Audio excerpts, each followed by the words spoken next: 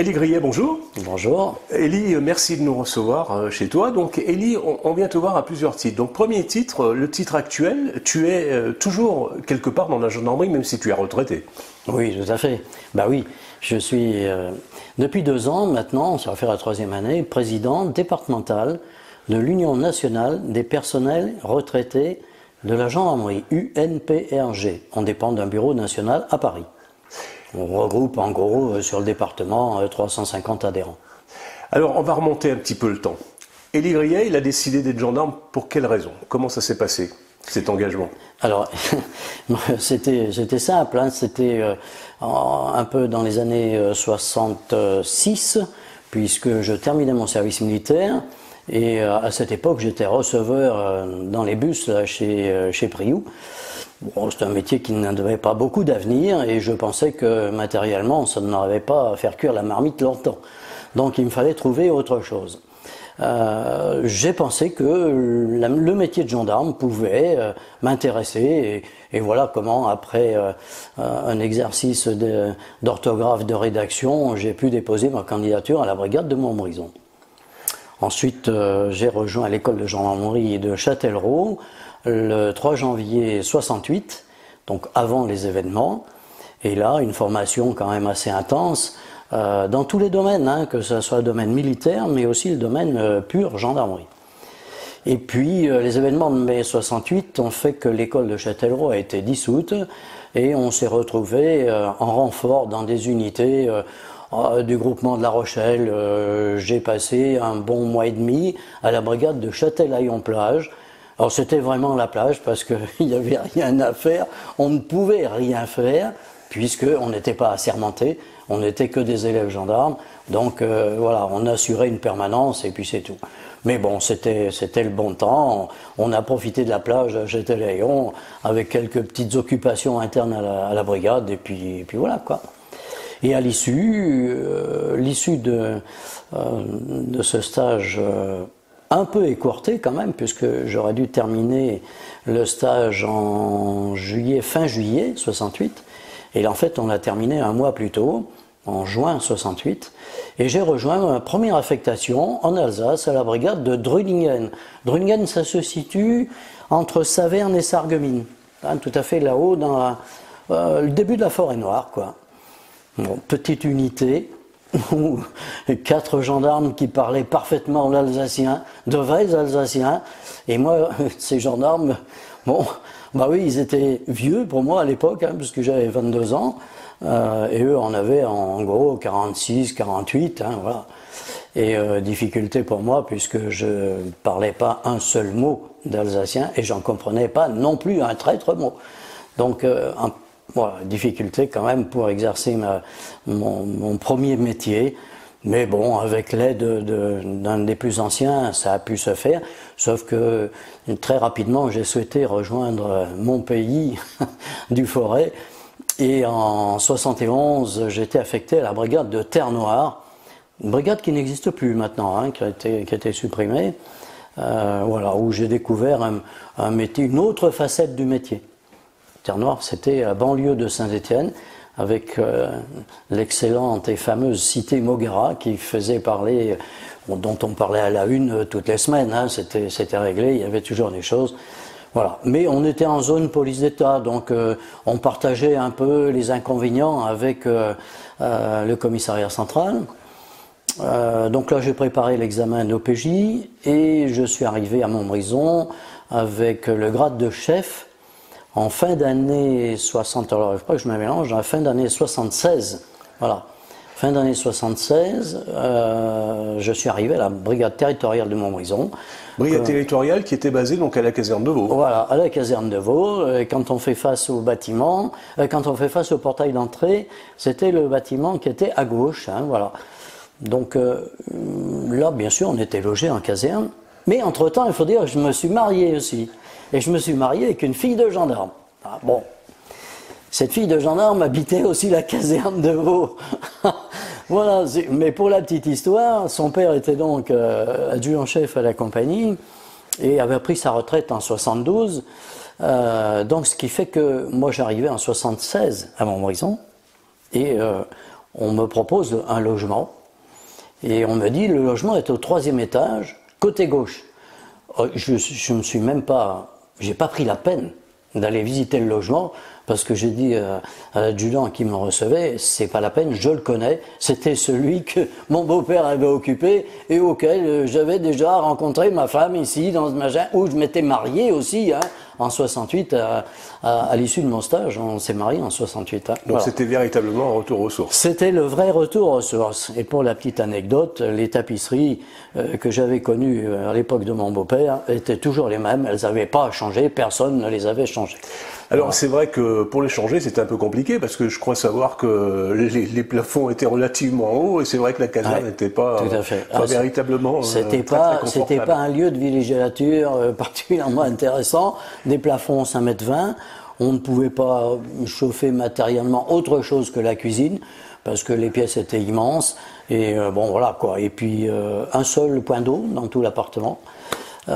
Les toilettes dans les couloirs, la douche c'était le week-end, le samedi et le dimanche, encore fallait-il pas oublier de s'inscrire sur le cahier, il y avait des horaires en fonction du grade, voilà donc voilà.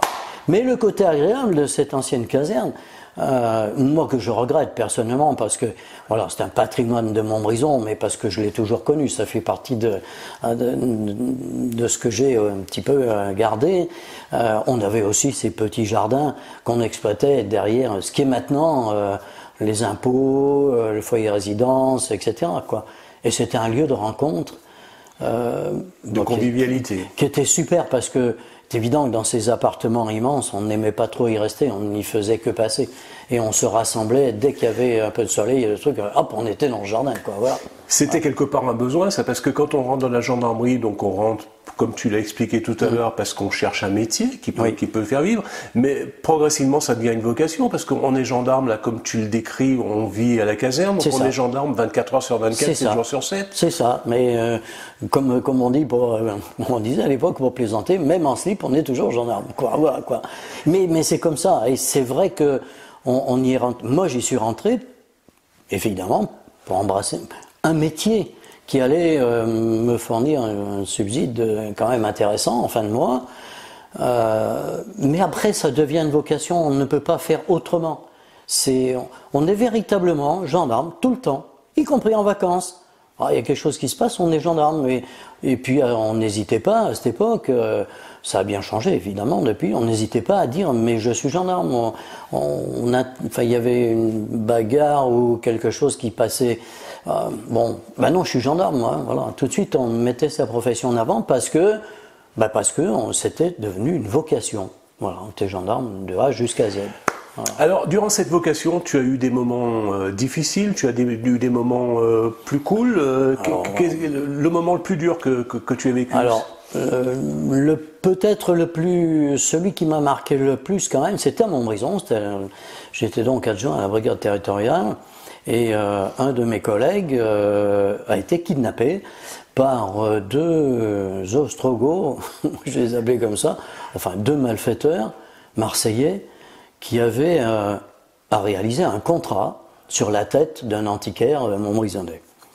Tout ça, on l'avait appris et le soir, on donne la consigne à nos deux gendarmes qui étaient chargés d'un service de nuit de ne pas approcher la résidence de cet antiquaire. Parce qu'on pensait qu'il y aurait peut-être des problèmes et qu'on n'était pas en mesure, à deux gendarmes, d'intervenir, évidemment, quoi. Mais mes deux gendarmes, une initiative malheureuse, s'approchent d'une voiture, immatriculée en 13, avec deux hommes à l'intérieur. L'un demande les papiers, chaque côté de la voiture. Celui côté chauffeur demande les papiers, le chauffeur lui présente le permis de conduire, et l'autre passe du côté droit du passager, il dit « Monsieur, une pièce d'identité ». Et le gars, il dit « Oui, il faut que je descende ». Il descend, et en descendant, au lieu de la pièce d'identité, il a mis un 1143 sous les trous de nez, il a dit « Maintenant, tu montes dans la voiture », et hop. Donc c'était les deux malfaiteurs qui venaient de Marseille pour exécuter un contrat. Voilà. Seulement, ça s'est pas passé tout à fait comme ça. Le gendarme qui contrôlait le chauffeur a pris la poudre d'escampette pour pouvoir alerté tout le monde, évidemment, hein, il n'est pas resté sur place, et le gendarme, l'autre qui était kidnappé, a été mis en demeure de ne pas bouger, s'asseoir derrière la voiture, et les malfaiteurs sont partis en voiture en emmenant le gendarme. Qu'ils ont déposé du côté de Saint-Galmier, donc entre-temps il y a eu des recherches tout de suite mises en place, et évidemment le stress là, un gendarme m'a enlevé, là, ça veut dire quelque part on va pas le retrouver, si on le retrouve il va être mort, ils lui auront mis une balle dans la tête, enfin voilà, tout ça. Et quand on est gradé, responsable, on se sent quand même responsable de ce qui vient d'arriver, de ce qui vient de se passer. Et surtout, on se sent responsable de ce qu'on va faire et des missions qu'on va distribuer maintenant aux autres pour pouvoir mettre fin à ce kidnapping, quoi, hein, voilà. Et bon, à cette époque, on n'avait pas les moyens qui existent maintenant. Simplement, ces vieux postes radio où il fallait appeler 36 fois avant d'avoir quelque chose. Pour appeler Saint-Étienne, c'était le téléphone. Il fallait passer par le planton qui mettait les fiches dans les trucs. Voilà. Enfin bon, ça prenait un temps infini. Et quand on est effectivement gardé responsable, ce temps-là nous paraît très long. Parce qu'on se pose la question, qu'est-ce qui va advenir? Est-ce que j'ai bien prévenu qu'il fallait? Est-ce que j'ai mis suffisamment de personnel sur le terrain? Est-ce que, voilà, qu'est-ce qui va advenir de mon collègue là qui est dans la voiture, des malfaiteurs, ou est-ce qu'ils vont le lâcher, quoi, etc. L'histoire se termine relativement bien puisque ils l'ont relâché du côté de Saint-Galmier, près de la voie ferrée, malgré tout en lui disant tu peux descendre, on va garder ton képi, mais tu peux descendre, mais dans le chemin il faut que tu cours très rapidement. Donc il s'est mis à courir et puis les malfaiteurs sont partis.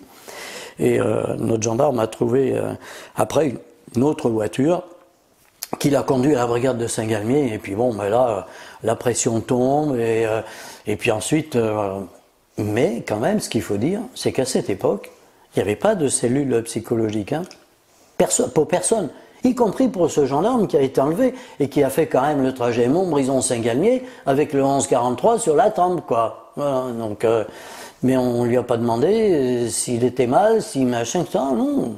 Il a repris le service le lendemain, hein, comme si de rien n'était. Hein. Et gradé, tout le monde autour, ben non plus, on ne nous a pas cherché à savoir si ça nous avait travaillé le cuir ou pas, hein, non, hein, voilà, quoi. Alors ça fait partie de... des choses qui marquent dans une carrière. Des choses qui marquent, hein, quand même, voilà. Pour l'anecdote aussi, les deux malfaiteurs ont été arrêtés après, dans le mois qui a suivi à Marseille, dans les bars à Marseille, les deux malfaiteurs, ils ont reconnu les faits quand ils ont été présentés à Montbrison. D'ailleurs, il y avait un des deux qui était une vraie armoire à glace, et le souci, c'est quand on a voulu lui passer les menottes au poignet, les menottes ne faisaient pas le tour, on ne pouvait pas serrer les trucs. Voilà. Bon. Alors c'est un type qui venait des pays de l'Est, là, qui était vraiment un costaud baraqué, là, enfin bon. Mais qui a été soft, il lui a reconnu les faits, et voilà, clairement, non, on est venu à Montbrison pour un contrat qu'on avait, voilà, c'est tout, on devait passer à trucider l'antiquaire local, machin, enfin voilà, quoi. Bon. Voilà, alors, ça c'est une des, voilà. Et puis après, sur les accidents de circulation aussi, là, bon, ça marque aussi, surtout les enfants. Quand les enfants sont victimes d'accidents, ça aussi. Montbrison aussi m'a marqué aussi par le décès d'un enfant du côté de Pralon, où un enfant s'est étouffé. Et à cette époque, cet enfant avait le même âge que le mien. Donc ça quelque part, ça m'a remué très longtemps les tripes. Mais pareil, pas de cellules psychologiques, là, voilà, quoi. Bon, alors que maintenant, les cellules psychologiques qui font que... Voilà. Et ça, c'est des choses qui marquent dans une carrière.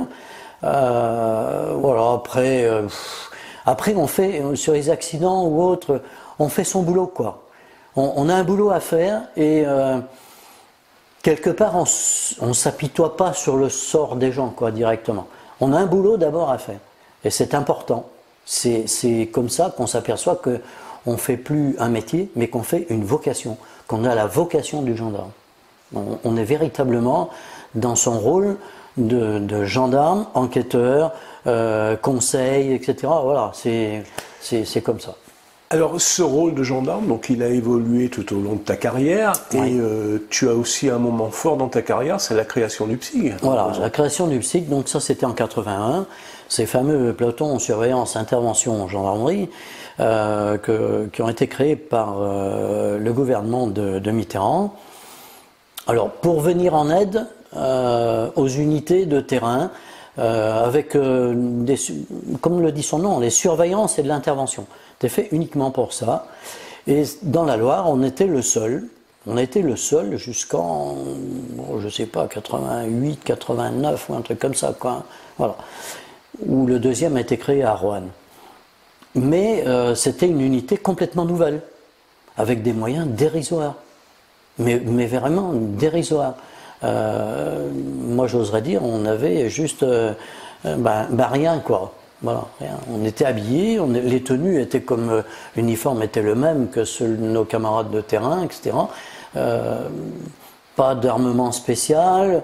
Enfin bon, mis à part des voitures dernier cri, qui à l'époque étaient des 504, familiales. Voilà, bon, on pouvait mettre du monde dedans. Mais voilà quoi. Et puis, les missions, c'était des surveillances de nuit, surtout les surveillances de nuit. Chaque équipage composé de 2 sous-officiers et 2 gendarmes auxiliaires, puisqu'on avait des gendarmes auxiliaires. C'était 21h le soir, 5h du matin. Voilà. Et on naviguait dans les zones industrielles d'Andrézieux, le long de la 82, Saint-Galmier, Vauche, Montron, Feur. Et puis de temps à autre, il y avait quelques courses-poursuites ou des incidents. Enfin voilà quoi. Bon, c'était bien agréable. Mais n'empêche que chaque équipage faisait pas plus. On essayait de faire pas plus de 3 nuits par semaine, malgré tout. Hein.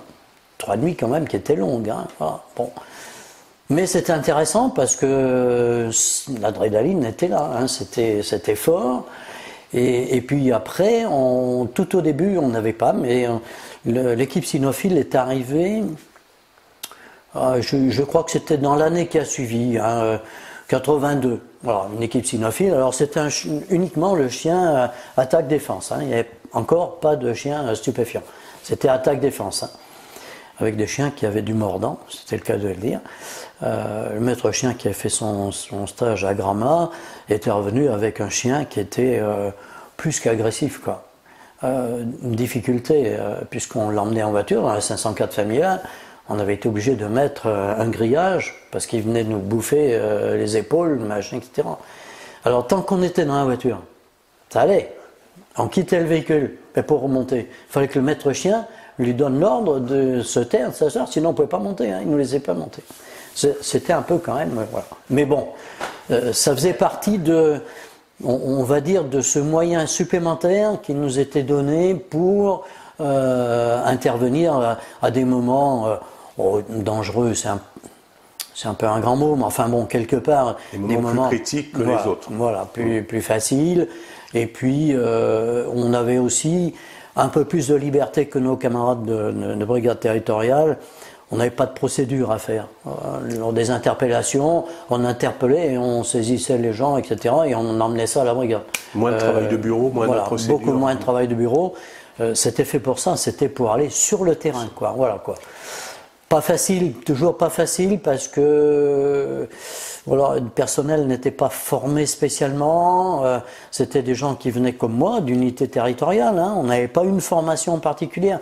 La formation, on se l'est donnée, c'était entre nous, quoi. Hein, voilà. Le bâton de défense, à l'époque, n'était pas autorisé. Hein, et voilà, c'était juste, oui, alors on avait chacun notre petite matraque, mais discrète, il fallait pas la montrer. Oui, mais bon, ça faisait partie de ce qu'on avait besoin pour faire des interpellations, quelquefois musclées, quoi. Voilà. Et puis après, bon, il y a eu des formations, un entretien physique qui quand même était quand même, je sais que tous les matins, quelle que soit l'heure d'ailleurs où on rentrait de service, il y avait tous les matins 1 heure de sport. Et le vendredi après-midi, c'était tout un après-midi de sport. On avait besoin de ça pour faire tomber la pression, pour se défouler, et puis s'entretenir physiquement quand même, quoi, ouais, parce qu'on avait besoin, quoi. Voilà. Ce qui fait que jusqu'en 80-88, jusqu'en 88, j'ai commandé le PSIG jusqu'en 88. Voilà, en 88, j'ai pris le grade d'adjudant-chef. Et là, je me suis retrouvé en poste à Montbrison. Je suis revenu à la brigade territoriale, commandé la brigade territoriale. Voilà, bon, après ça a été le cheminement de la carrière d'un gradé avec le concours de major. Et j'ai quitté Montbrison pour rejoindre la compagnie de Bonneville comme adjoint à commandant de compagnie. Une grosse compagnie, 250 bonhommes. Et je découvrais les Alpes, que je connaissais pas. Les missions en montagne, que je connaissais pas. Le crapahut, la neige, la pluie, la nuit, le soir, le matin, de bonne heure, pour récupérer un type ou un groupe qui s'était perdu, ou qui était dans un chalet mais qui savait plus redescendre, enfin voilà quoi. Et puis aussi des interventions un peu plus délicates avec le PGHM, mais qui étaient conduites par le PGHM, mais pour lesquelles on devait assister quand même, et voilà quoi. Mais bon, moi l'hélico, c'était pas mon fort, je n'aimais pas trop, mais bon, voilà quoi. Et ensuite, après Bonneville, 5 ans de présence à Bonneville, j'ai rejoint la compagnie de Thiers, où j'avais le même poste, même fonction. Et en 99, j'ai fait valoir mes droits à la retraite pour essayer de compenser un peu ce que j'avais perdu pendant un temps de la vie civile, quoi, voilà. Mais bon, c'était une période voilà, qui était faste dans tous les sens du terme. Je ne regrette pas du tout, bien au contraire. J'ai appris beaucoup de choses en gendarmerie et puis je les garde quand même. J'ai toujours cette fibre, voilà, on ne perd pas ça. On reste toujours gendarme. Ouais, on reste toujours gendarme.